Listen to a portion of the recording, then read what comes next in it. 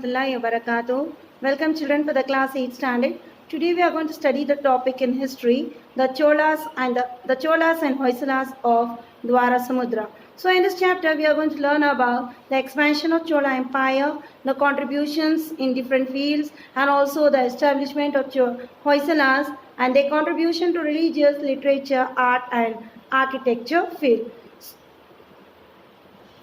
The Cholas, it began a dynasty in the year 850 CE till 1279 CE.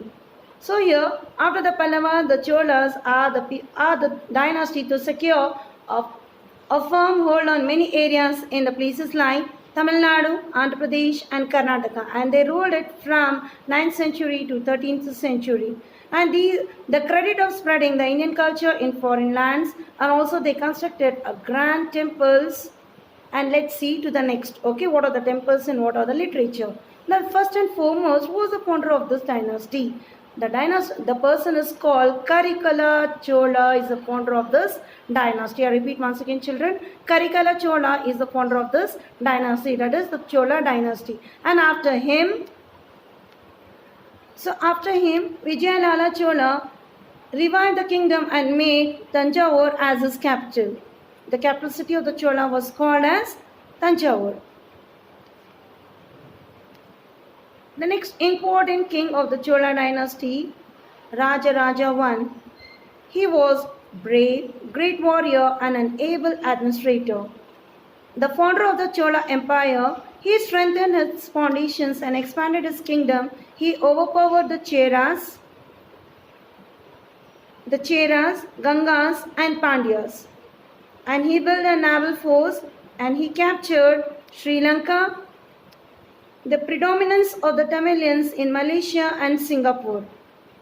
Their influence in the political, economic and cultural activities of those countries that you can see in the map, children. And they began the overseas trade which continued till that date. The Brihadeshwara temple built by Rajaraja Chola I in Tanjavur is a very famous temple in Tamil Nadu. The Chola Empire weakened during the period of Rajendra Chola III and the Pandavas could empower them easily. So after Rajendra Chola came to power, but it was not so powerful like period of Rajaraja I. Now let us move on to the contribution of the Cholas. The Cholas had set up an able, efficient administrative system. The kingdom was divided into Mandalam, Kotvangi, Nadu, Kuram or community of villages and Tarakuram. This was a community subjects called Ur in every villages during the period of Chola dynasty. And among this Chola dynasty, the foremost quality of the Chola administration was self-governance of the villages, the Grama Sabha, the first Sabha. Tarakuram, it's a village and every Kuram had a village committee that's called as Mansabha. And this was called Piruguri, the members called as Pirumakkal. The group of people, they titled it. And the members were chosen through elections. They were elected by elections to take care of the villages.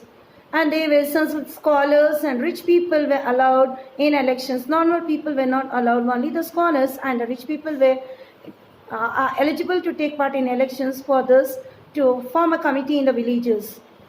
Now let's study about the contribution, that's about the Brihadeshwara temple.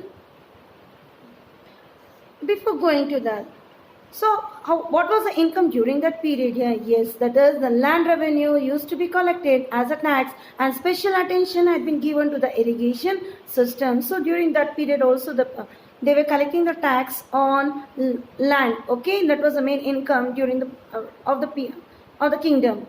The Cholas had constructed many lakes. The Bellandur Lake near Bangalore, it is one of the famous, and they built a huge pond in Gangaikonda Cholapuram. So this is took place in the period of Chola dynasty. Brihadeshwara temple at Tanjavur.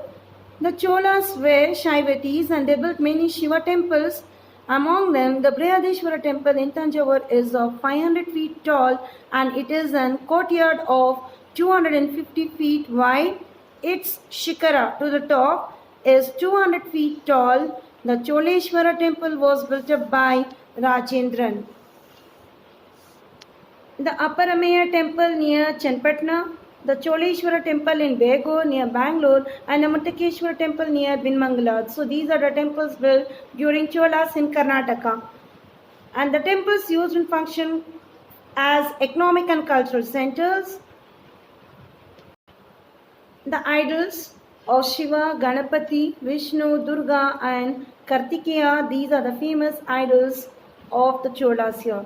The Cholas established many agraharas for the purpose of education, and Uttar Merur Agrahara is a very famous for education, and the temples were the centers of education, and they were also the centers of religious activity during the period of Tamil literature. They found an all-around development. The works of Ramayana written by Kamba, Periya Purana composed by Shikilar and Tirukaivedar. So the noteworthy work like Ramayana written by Kamba, Periya Purana composed by Siklier, and Tirukadeva Jivika Chintamani. So these are the noteworthy composed during the period of Chola dynasty. Now after learning this, now let's move on to the one more dynasty that's called Hoysalas or Dwara Samudra.